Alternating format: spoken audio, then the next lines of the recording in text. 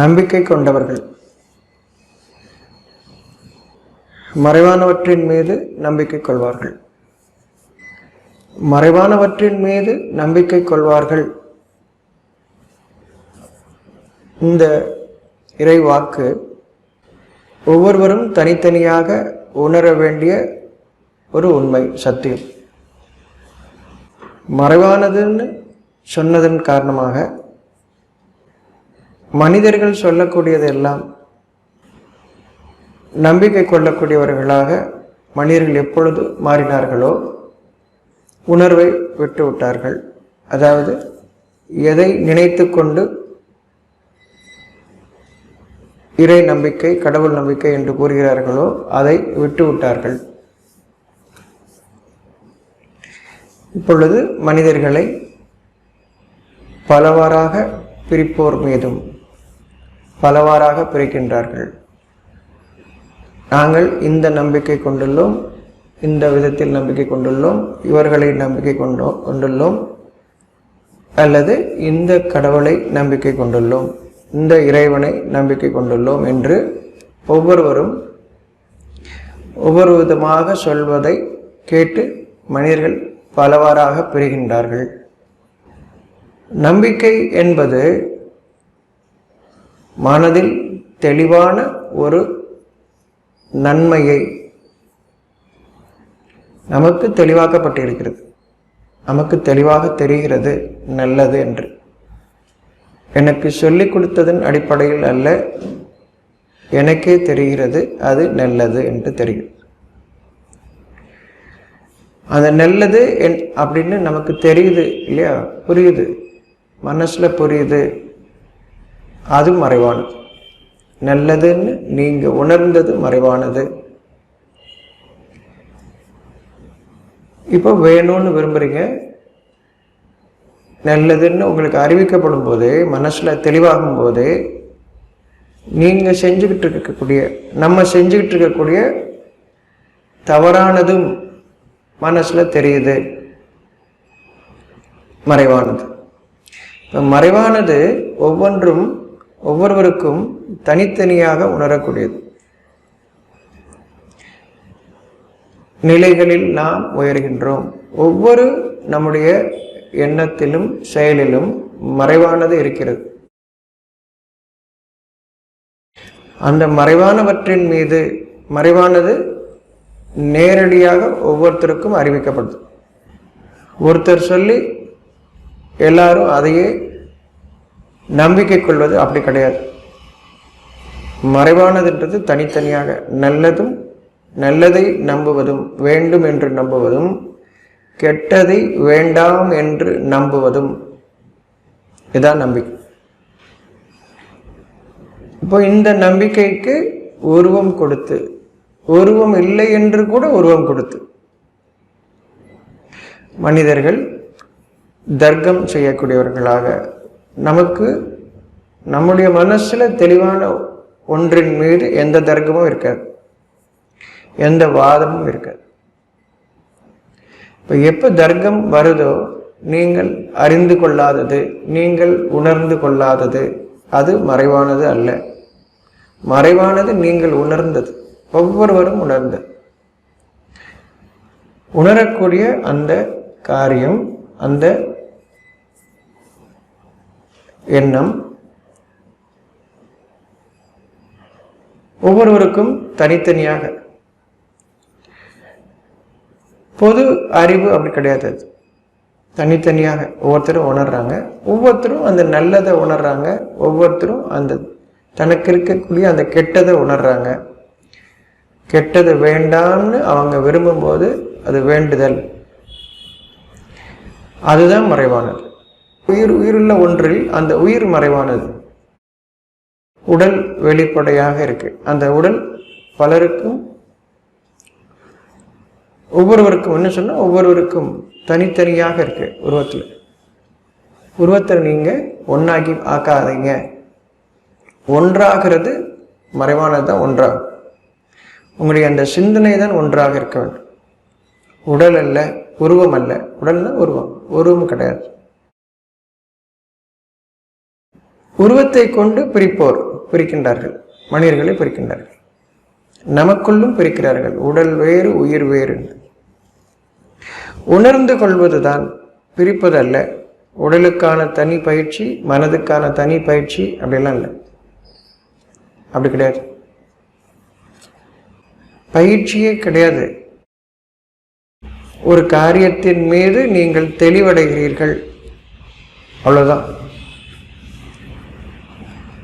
எந்த காரியத்தின் மீது? ஒவ்வொருவருக்கும் அவர்களுக்கு என்ன தேவையோ அந்த காரியத்தின் மீது தெளிவடையும். இதற்குத்தான் மறைவானது. வேதம் மறைவானது, மறைவானவற்றை அறிவிக்கக்கூடியது. வேதத்தை பிரிப்போர் வேதம். நம்பிக்கையற்றவர்கள் பிரிக்கின்றார்கள். ஆனால் அவர்கள் சொல்லும் போது நம்பிக்கையானவர்கள், நாம் நம்பிக்கை கொண்டவர்கள் என்று கூறுகிறார்கள். வார்த்தையில் நாம் மயங்கி விடுகின்றோம். நம்பிக்கை கொண்டவர்கள் என்று கூறியதன் காரணமாக நாம் மயங்கி விடுகிறோம். நம்பிக்கை கொண்டவர்கள் நம்ம என்ன நினைக்கிறோம்? நல்லது சொல்றாங்க, நமக்கு நல்லது சொல்றாங்க அப்படின்னு. நல்லது தானா அப்படின்றதுக்கு நம்ம போகல. இறைவன் அறிவிப்பு, அவர்கள் மறைவானவற்றின் மீது நம்பிக்கை கொள்வார்கள். இறை உணர்வில் நிலைத்திருப்பார்கள். அப்படின்னா மனசுல ஒவ்வொரு நேரத்திலும் என் மனசு நல்லதை ஏத்துக்குதா கெட்டதை ஏத்துக்குதா, அதை பிரிச்சு பார்க்குதா, அந்த கவனம் மட்டும்தான். நீங்க என்ன காரியத்தில் ஈடுபடுகிறீர்கள் என்பது அல்ல. என்ன காரியம் நீங்க செஞ்சுட்டு இருக்கீங்க, என்ன வேலை செஞ்சுட்டு இருக்கீங்க, அதெல்லாம் எதுவுமே இல்லை. ஒவ்வொருவருக்கும் அவர்கள் வாழக்கூடிய அந்த இடத்தில் என்ன காரியம் இருக்கிறதோ அதை செய்கிறார்கள். எந்த குற்றமும் இல்லை, அதில் உயர்வு தாழ்வு இல்லை. எந்த எண்ணத்தோடு நாம் செய்கின்றோம்? இறை உணர்வு என்பது நீங்கள் நன்மையையும் தீமையும் பிரித்து பார்க்கின்றீர்களா மனதில்? உங்களுடைய மனம் அதை கவனிக்கின்றதா? நீங்கள் செய்யக்கூடிய காரியத்தை உங்களுடைய மனம் கவனிக்கின்றதா? சமையல் பண்றோம். ஏன் சமையல் சொல்றோம்? அனைவருக்குமாக உணவு அவசியம். மனிதன் உணவின் பக்கமே. அதனால புரியக்கூடியதாக நமக்கு தெரிந்த ஒன்றை எடுத்துட்டு ஒவ்வொருத்தரும் ஒவ்வொரு காரியத்திலும் பொருத்தி பார்க்கலாம். அந்த சமையல் செய்யும்போது கவனத்தோட செய்றீங்களா? என்ன பொருள் எடுக்கிறீங்க, என்ன செய்யறீங்க, நீங்க செய்யும்போது கவனம் அதில் இருக்கிறது. கவனிக்கிறீங்கன்னு என்ன அர்த்தம்? ஒரு பொருள் கெட்டு போனதாக இருக்கு, அதாவது உணவு உண்பதற்கு பொருத்தமற்றதாக இருக்குன்னா அதை எடுத்து போடுறதுக்கு அந்த கவனம் இருக்கா? எல்லாத்தையும் அள்ளி போடுறீங்களா? அவ்வளோ. ஒரு காரியம் செய்யும்போது நீங்கள் செய்யக்கூடிய காரியத்தின் மீது நல்லதை கெட்டதை பிரித்து பார்க்க தெரிகிறதா? மனம் தூய்மையாக இருக்கு, நீங்கள் செய்யக்கூடிய காரியம் சுத்தமாக இருக்கிறது, அந்த கவனம் இருக்கிறதா? நமக்கு செய்யும்போது கவனம் இருக்கா? செய்யக்கூடிய காரியம் நல்ல விதமாக செய்கிறோமோ இல்லை காரியத்தை முடிக்கவங்க செய்கிறீங்களா? நல்ல விதமாக நம்ம செய்யணும்னு ஒவ்வொரு காரியத்திலும் கவனமாக இருக்கிறீங்கன்னா அதுதான் இறை உணர்வு. ஒரு உதாரணத்திற்காக, இப்போ எல்லா காரியத்திலும் நீங்கள் செய்யக்கூடிய எல்லா காரியத்திலும் எந்த காரியத்தில் நீங்கள் இருக்கின்றீர்களோ அந்த காரியத்தில் உங்களுடைய கவனம் இருக்கிறதா? இறைவனை வழிபடக்கூடியவர்கள், கடவுளை நம்பக்கூடியவர்கள், இறைவனை நம்பக்கூடியவர்கள் அப்படின்னு சொல்லும்போது ஏதோ ஒன்றின் மீது இருப்பதாக நினைத்துக் கொள்வதல்ல. நாங்கள்லாம் ஏதோ ஒன்று, நாங்கள் வணங்குறது தான், நாங்கள் வழிபடுறது தான் சரின்னு சொல்ற அந்த தர்க்கமே கிடையாது. இப்போ இவர்கள் வாழ்க்கையை விட்டும் இறைவனை விலக்கி விட்டார்கள், தனியாகிட்டாங்க. உணர்வு, இறை உணர்வு என்பது நம்ம வாழ்க்கையில் ஒவ்வொரு மூச்சிலும் தனியாக இல்லை. உங்க மூச்சு உங்களை விட்டு பிரிக்க முடியாது இல்லையா? அப்படி பிரியுதுன்னா இனி நான் அவங்களுக்கு வாழ்க்கை இல்லை, முடிந்து விட்டதுன்னு அர்த்தம். உணர்வு என்பது ஒவ்வொரு மூச்சும் ஆகும். ஒவ்வொரு மூச்சிலும் நீங்கள் உங்கள் மனதை கவனிக்கின்றீர்களா? இந்த மனம் ஒரு தெளிவுடன் இருக்க வேண்டும். மனம் அசையாமல், மனம் தெளிவுடன் இருக்க வேண்டும். தெளிவுன்னு சொல்லும்போது அசையாமல் நிலைத்திருக்கிறது அர்த்தம். இறை உணர்வில் நிலைத்திருக்கிறார்கள், மனம் நிலைத்திருக்கிறது. உடல் இயங்கும். நீங்கள் உங்களுடைய காரியங்களில் செய்து கொண்டிருப்பீர்கள். எந்த காரியமாக இருந்தாலும் காரியங்களில் உயர்வு தாழ்வு இல்லை, நல்லது கெட்டது என்று இல்லை. காரியங்கள் உங்களுடைய எண்ணத்தில் தான் நல்லது கெட்டது, செயலில் அல்ல. அதனால் இந்த வேலை செய்பவர்கள் உயர்ந்தவர்கள், இந்த வேலை செய்பவர்கள் தாழ்ந்தவர்கள் என்று இல்லை. ஒவ்வொன்றும் நமக்கு தேவை. வாய் முக்கியம், ஆசன வாய் முக்கியம் அல்ல, அப்படி கிடையாது. சகலமும் உங்களுக்கு கொடுக்கப்பட்டிருக்கிறது. சகலத்தின் ஒவ்வொன்றுக்குமான நன்மைகளும் கொடுக்கப்பட்டிருக்கிறது. ஒவ்வொன்றும் அதனுடைய வேலை செய்ய வேண்டும். ஒவ்வொன்றும் முக்கியமானது தான். ஒவ்வொரு காரியமும் ஒவ்வொரு மனிதன் செயலும் முக்கியமானது தான். ஒவ்வொரு உடலில் அவன் படைத்த உயிருள்ள ஒவ்வொன்றும் முக்கியமானது தான்.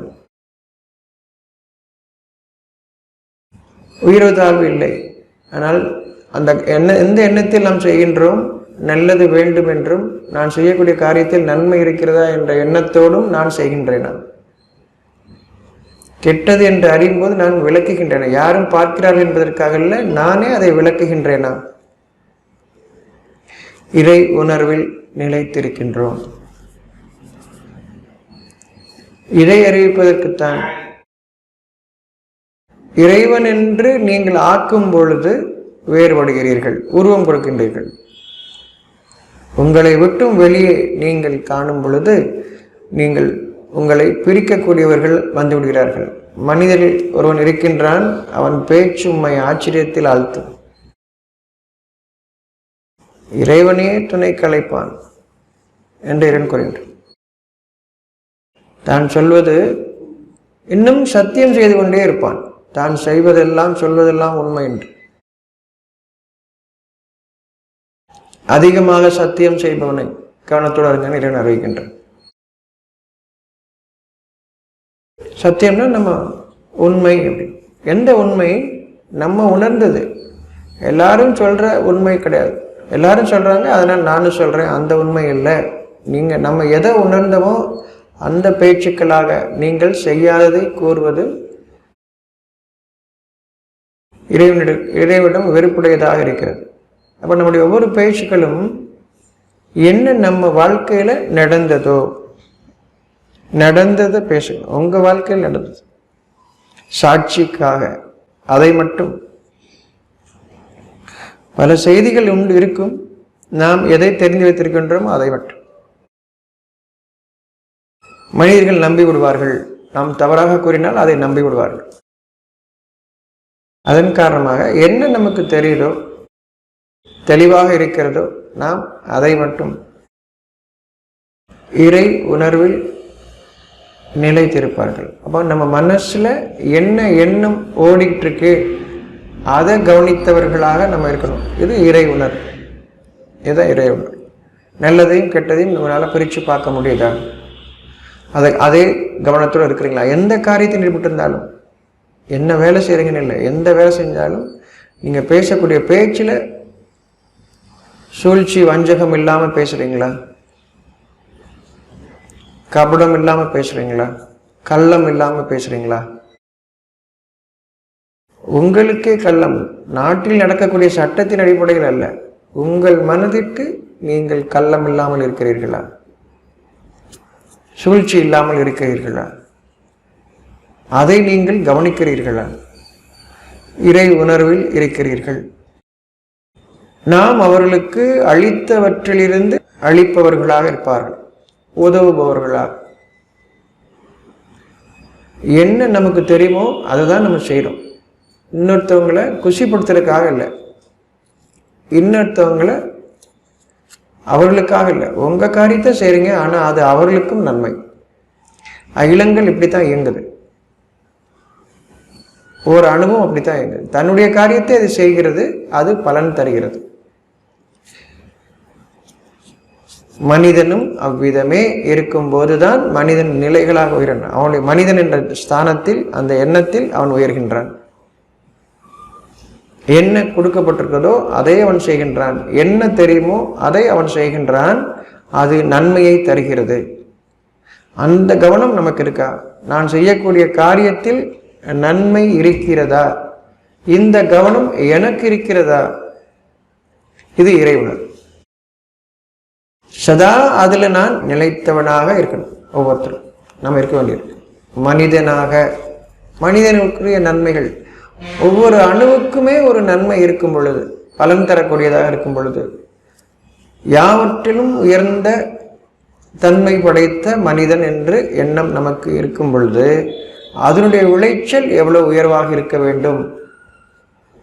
ஆனால் நம்ம சுற்றி பார்க்கும்போது என்ன நிகழ்ந்துகிட்டு இருக்கு அப்படின்னா, நாம் இறை உணர்வில் இல்லை என்பதை அது அறிவிக்கிறது. இவ்வளவுதான்.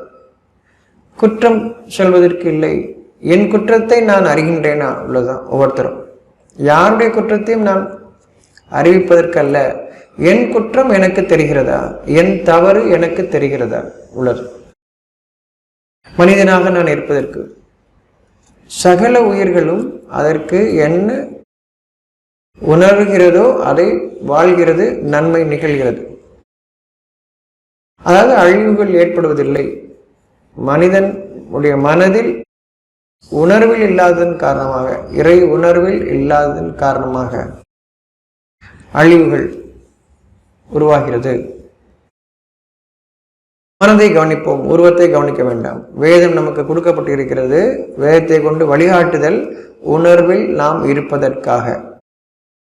உணர்வில் நாம் செய்யக்கூடிய காரியங்கள் அவர்கள் தங்களுக்கு கொடுக்கப்பட்டதிலிருந்து உதவுகிறார்கள். நீங்க செய்யக்கூடிய காரியம்தான், உங்க இயற்கையிலிருந்து நீங்க செய்யக்கூடிய காரியங்கள் தான் நீங்கள் உதவுகிறீர்கள். நம்ம உதவுறோம். இந்த தெளிவு படிப்படியாக இறைவன் நம்முடைய மனதில் இறக்குகின்றான். நமக்கு வெளிச்சமாகும். சூரியன் உதயமாவது எப்படி இருள் படிப்படியாக விலகுதோ, காலையில் ஒரு 4 மணிக்கு எந்திரிச்சு சூரியன் உதிக்கும் திசையில் நீங்கள் பார்ப்பீர்கள் என்றால் படிப்படியாக எப்படி ஒவ்வொரு மறைவான ஒவ்வொன்றும் உங்களுக்கு தெரிய ஆரம்பிக்கிறதோ படிப்படியாக, அதுபோன்று மனதில் படிப்படியாக தெளிவு நமக்கு கிடைக்காது. ஒரு குற்றம் இல்லை. என்ன தவறுகளில் நாம் இருந்தாலும் மன்னிப்பவன் படைத்தவன் இருக்கின்றான், மன்னிக்கக்கூடிய படைப்பாளன் இருக்கின்றான். என்ன தவறுகளில் மனிதர்கள் இருந்தாலும் சரி, படைத்தவன் மன்னிப்பவனாக இருக்கின்றான். ஆனால் உணர்வில் நாம் இருக்கின்றோம். உணர்வில் இருக்கும் பொழுது அந்த மனிதர்கள் அளித்தவற்றிலிருந்து உதவவும் செய்வார்கள். குணத்தை அறிவிக்கின்றான். நாம் செய்வதல்ல, நான் இறைவனுடைய பாதையில் வேலை செய்கின்றேன், காரியம் செய்கின்றேன் என்றெல்லாம் ஒன்றும் கிடையாது. உணர்வோடு நாம் செய்யக்கூடிய காரியம் இறைவனுடைய காரியம். இறைவனுடைய காரியம் என்பது இறை இல்லங்களில் செய்வதென்று மனிதர்களை ஆக்கிக் கொண்டார்கள். அப்படி அல்ல. நெல் எண்ணத்தோடு நீங்கள் வாழும் பொழுது உங்கள் வீடுகள் இறை இல்லம், உங்களுடைய மனம் இறை இல்லம்.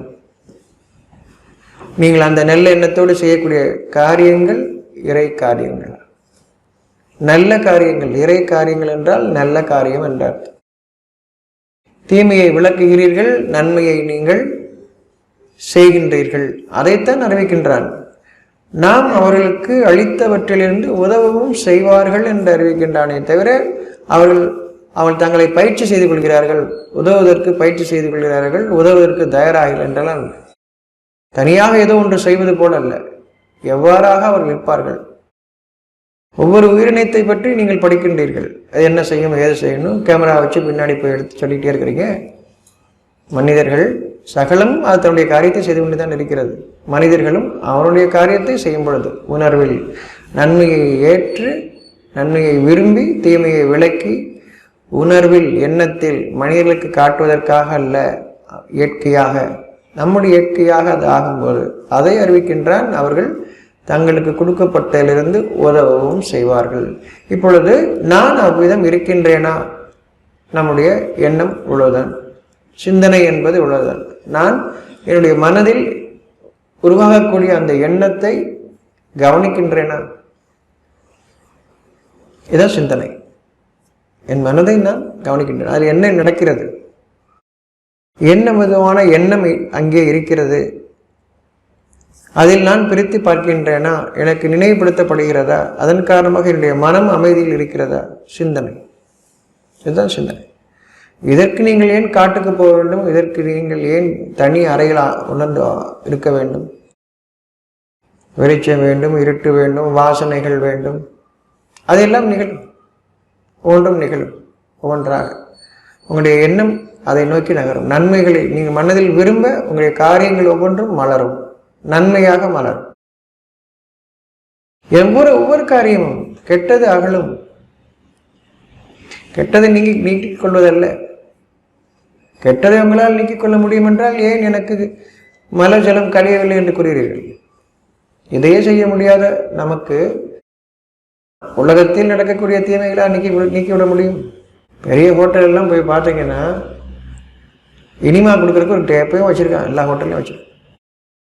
ஒரு கேன் வச்சிருக்கான், ஒரு பாட்டில் வச்சிருக்கான், கிளாஸ் வச்சிருக்கான். எல்லா ஹோட்டலும்.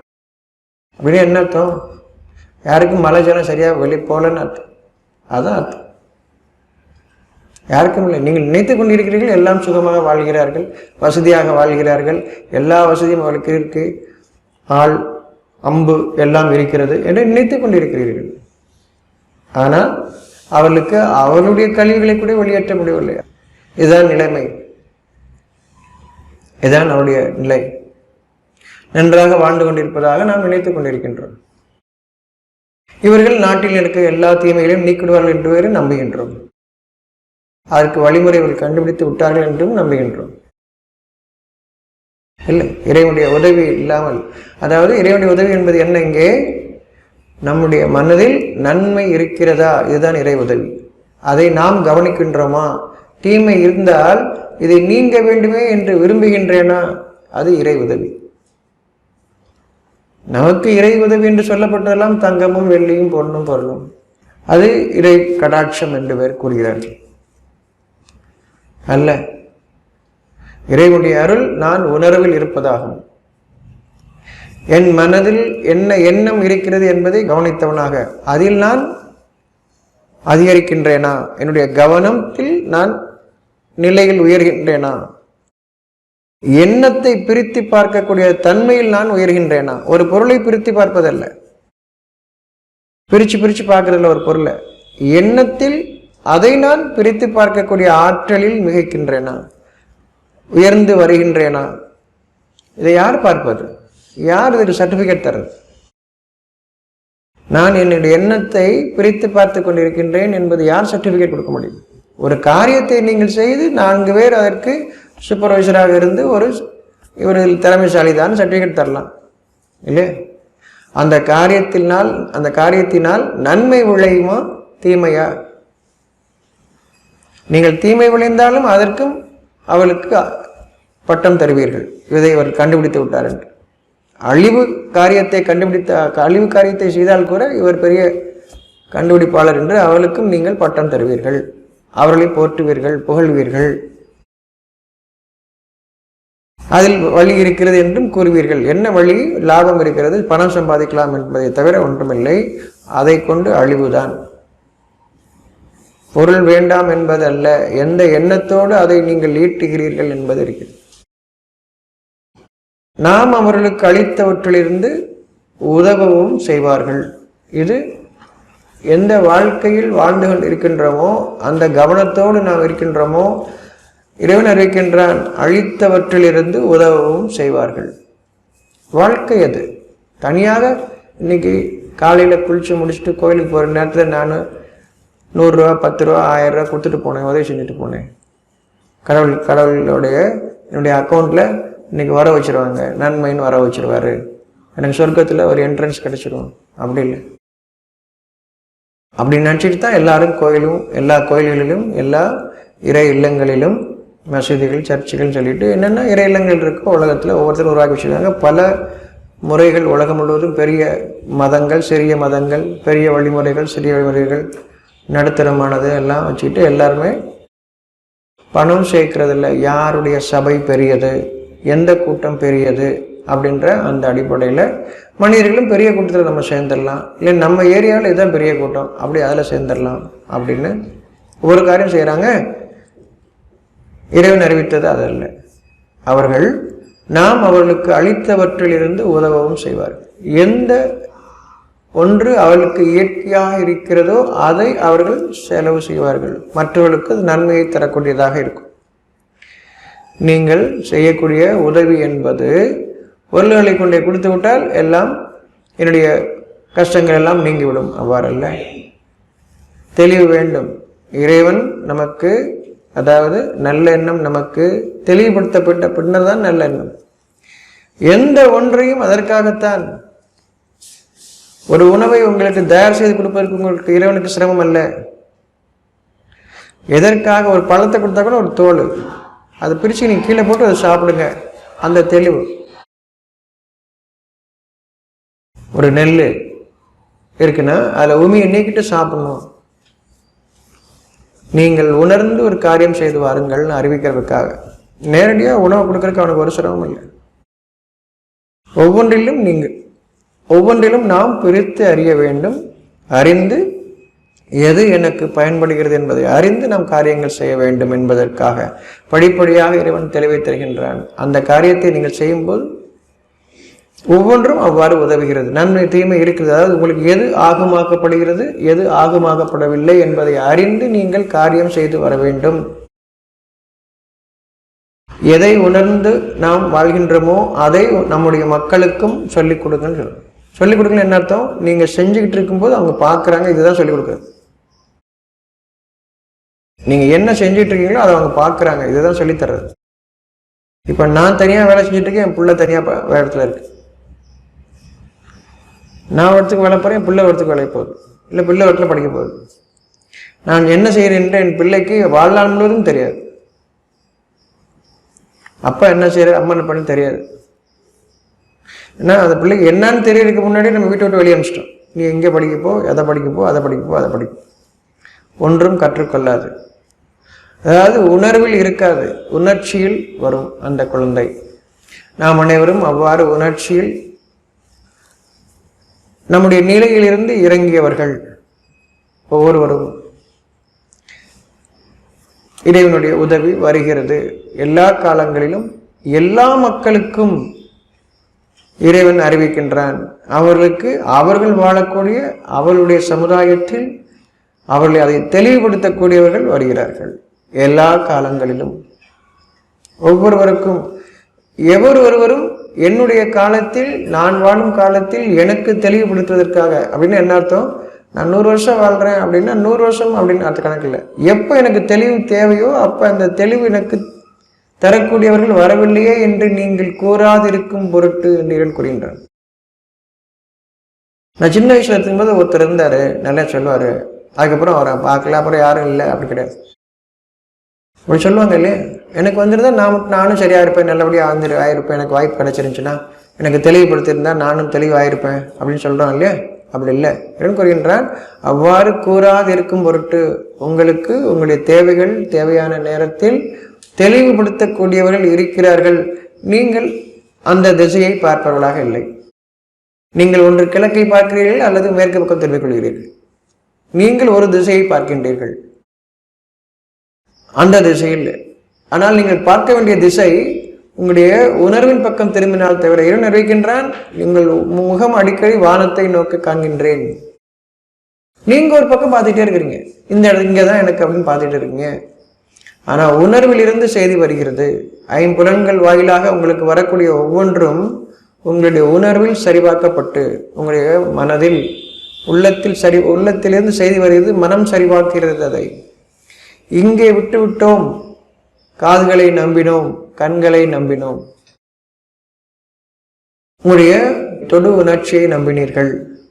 உண்மையை நீங்கள் அறிந்து கொள்ள முடியவில்லை. மனிதர்கள் இதை பயன்படுத்திக் கொள்கிறார்கள், கூட்டங்களாக ஆக்குகிறார். உணர்வை பின்பற்றுங்கள். இறைவன் கூறுகின்றான், உணர்வை அவர்கள் பின்பற்றுபவர்களாக இருப்பார்கள் என்று கூறுகின்றான். உணர்வை பின்பற்றுங்கள் என்று கூட சொல்லுவார். அவர்கள் உணர்வை பின்பற்றுவார்கள். இப்பொழுது அவர்கள் இறைவனை அறிவார்கள். இறைவனின் பாதையில் வழிகாட்டக்கூடியவர்களை இப்பொழுதுதான் அவர் அறிவார்கள். இப்பொழுது கூறுகின்றான், நீங்கள் இறைவனும் அவனுடைய செய்தியை அறிவிப்பவரும். தூதரும் சொன்னா செய்தி அறிவிப்பவர். தூதருங்கிற வார்த்தைக்கு இன்னொரு அர்த்தம் மனிதன் அர்த்தம், அவ்வளவுதான்.